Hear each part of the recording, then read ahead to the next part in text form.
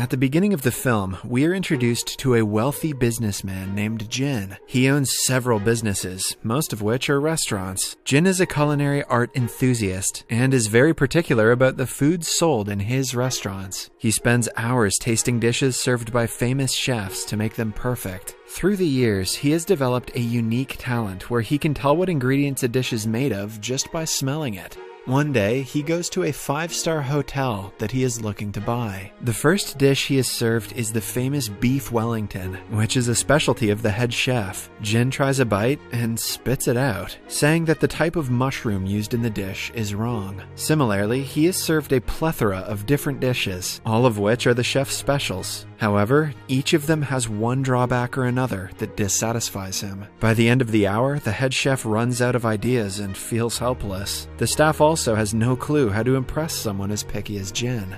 This is when we are introduced to a young chef named Shangnan. Although she is just an intern, her knowledge of worldwide culinary styles is impeccable, and she is soon to be promoted because of her talent. Even though they have only 20 minutes left before Jin leaves, Shangnan takes the challenge to make him something he likes. None of the staff members think she can pull it off, but right after 20 minutes, Jin has a new dish on his table. When he smells the first whiff of the food, his eyes open wide. He recognizes it as the special Romani dish named spaghetti alla strega. Jin can even tell that the cook is a woman because the dish is passed down to females of Romani origin. The spices must be very carefully measured because it is a traditional dish that doesn't allow any personal spin on it. Shangnan has made it exactly how it is supposed to be, which gains Jin's appreciation. He cleans the plate dry and decides to stay at the hotel for a few days to taste more of her dishes. The manager tells Shangnan about Jin's comment, making her realize that he has a vast knowledge of food. She takes it as a challenge and is ready to blow his mind with her cooking. Shangnan is also dating the restaurant's general manager. He takes advantage of her position and makes her cook food for him even on the days she is busy. One afternoon, after enjoying everything she made for him, he reveals that he wants to break up because she is too skinny for his liking. Shangnan is heartbroken, but she knows there's no point in arguing. Later that day, Jin is on his way out when he notices her sitting on his car's hood. He doesn't recognize her as the chef since he's never seen her face. Shangnan thinks the car belongs to her ex-boyfriend and scratches it to teach him a lesson. When Jin calls her out, she realizes she came to the wrong floor. She quickly apologizes and promises to paint it like new. At night, Shangnan gets drunk and climbs on the roof. At the same time, Jin is making ramen in his room. He believes that even the 2-minute noodle is a difficult dish to make, since one has to measure the ingredients and time precisely. Just when he is about to take a bite, someone falls on his balcony. It is none other than the drunk Shangnan, who has fallen from the roof. When she refuses to go out, Jin puts her into a suitcase and keeps her inside the elevator. She is found by 2 staff members who go into a frenzy, assuming that she is a dead body. In the following scene, Jin is locked inside a cell with other criminals. Shangnan is outside explaining what happened to the policeman. A while later, Jin's assistant arrives and bails him out. Jin hopes to never meet Shangnan again, but they cross paths the very next day. Shangnan is helping some kids when she accidentally touches a beehive. The bees attack Jin, making his face swell. Having had enough of her, he gives her a watch that will alert him if she is near him. Shangnan promises to run away as soon as she hears the alarm. Starting the next day, Jin orders several dishes to test the chef's talent. Shangnan impresses him with every single dish, but Jin is still unaware that she is the same girl he wants to stay away from. With time, he starts ordering food that is not even on the menu. Shangnan works until midnight and is very tired, but Jin doesn't show signs of exhaustion. Hence, she puts squid ink on one of the dishes, symbolizing that she is running away. Jin understands the message and stops ordering food for the night. He also sends her a letter asking her to be a good opponent instead of running away. The following day, Jin has to appear in an interview. The interviewer asks him questions about the suitcase scandal, making him uncomfortable. At the same time, Shangnan finds out the picky client is none other than the same guy she has to stay away from. Scared that her watch will ring, she tries to run, but falls into the swimming pool. For the next meal, Jin wants Shangnan to showcase her creativity. Instead of the name of the dishes, he sends her 3 themes that she is free to interpret however she likes. The themes are a time, a place, and a moment. For the first theme, Shangnan makes extremely spicy seafood, indicating summertime. Jin has a hard time eating anything spicy, but is happy that she nailed the theme. The second one is the place. In this dish, Jin can smell rosemary, which reminds him of a lighthouse by the sea. He realizes it is a depiction of Shanghai. Then, for the last dish, she makes pork with matcha seasoning that Jin associates with the Japanese tea ceremony. He is beyond impressed by Shangnan's talent, while Shangnan is impressed that he could figure out exactly what she was trying to portray with each dish. For the dessert, she requests to make an original dish. It is a sweet cake made up of ingredients that are typically from the US, Canada, and the UK. These are the 3 places that Jin has lived in over the years, so he understands that it represents him. However, there is a truffle on the side that takes him by surprise. He asks the waiter to bring the chef so she can explain its meaning personally. Afraid to face him, Shangnan sends the head chef outside with her message. He reveals that the truffle grows underground and eats everything around it to maintain its power. Shangnan believes Jin is like a truffle, which is why she made it. Jin refuses to believe the head chef and goes looking for Shangnan, but she runs away before he finds her. A while later, they bump into each other in the bathroom. Jin smells the scent of food from her and recognizes her as the chef who has been cooking for him.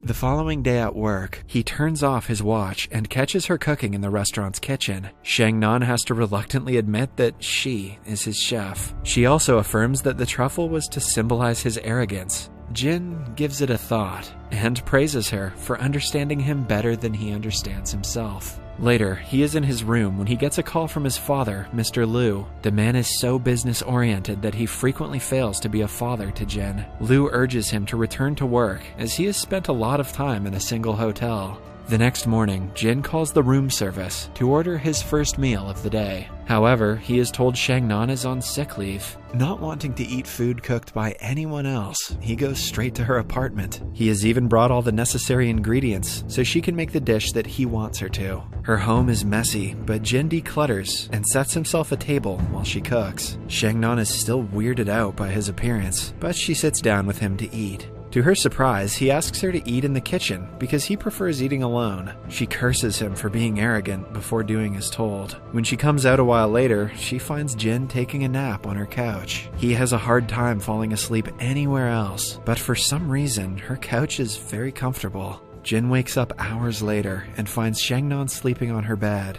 The next day, he comes again and makes her cook a different dish. After eating, he falls asleep again.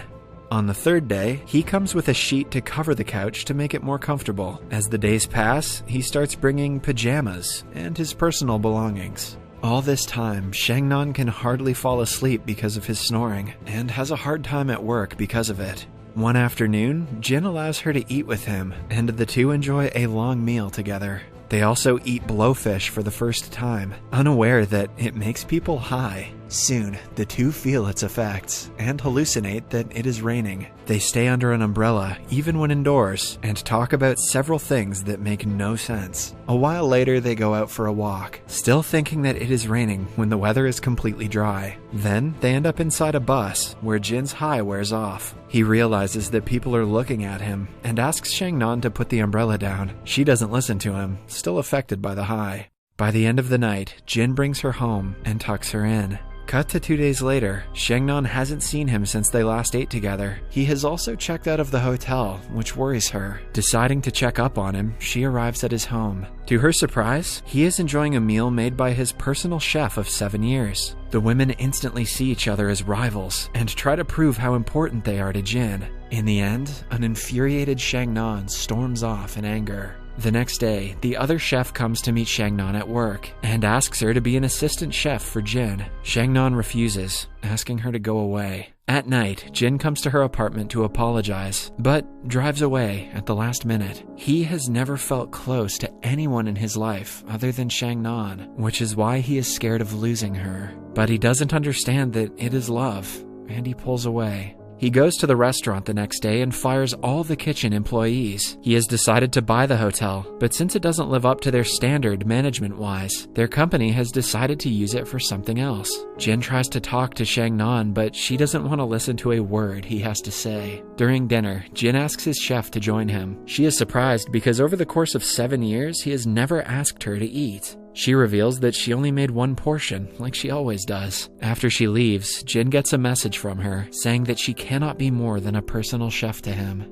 Jin has to catch a flight in a few hours. He wants to see Shang-nan before leaving, but decides against it. In the following scene, he is with his father, who is disappointed in him for letting his personal interests get in the way of business. They have a meal together, and Jin asks Mr. Liu if he has ever been in love with someone. His father answers that he doesn't indulge in anything that doesn't support his business. At this moment, Jin registers he doesn't want to be like his father. He takes the next flight to Shanghai to meet Shang-nan again. Meanwhile, she is about to sell the watch he gave her long ago. Suddenly, it starts to ring, indicating his presence. Shang-nan sees him on the other side of the road and promptly gets in a taxi. She doesn't want to face him or talk to him. Jin, on the other hand, is stubborn. He follows the taxi and ends up in a crowded market. Upon taking the watch's signal, he finds Shang-nan's dog with it. Then, the dog brings him to a place where Shang-nan has locked herself inside. She refuses to talk to him, but her interest peaks when he mentions that she is the only friend he has had in life. He confesses his love and asks her to come outside. Shang-nan even makes him say that she is the sexiest person in the world. After the interaction, they go to her apartment building, but Jin brings her to a different apartment because it has a better view of the sky. The movie ends as they watch the sunset together. The moral of this creepy story is that as long as you're rich, you will literally always get your way. Subscribe for more videos like this, turn on notifications, and leave a like to help the channel out. Thank you for watching.